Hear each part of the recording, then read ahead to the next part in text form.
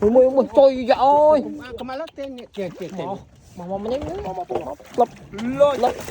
ô tại đây lại chứ đón em cháu Thu ta. trời ơi phi xôn ô nó móc trâu tay ơi ô mui ô lên đàn anh phân nắp ô mà giòn em mới tiết ô chích mến ô Tiến lên chích ta đang men chích nè đang ai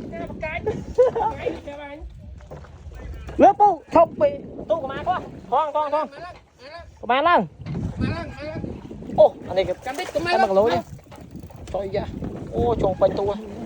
nè thọ men bao trang lâu trang thọ men bao mười lấp ô lơ ô mỏ này sao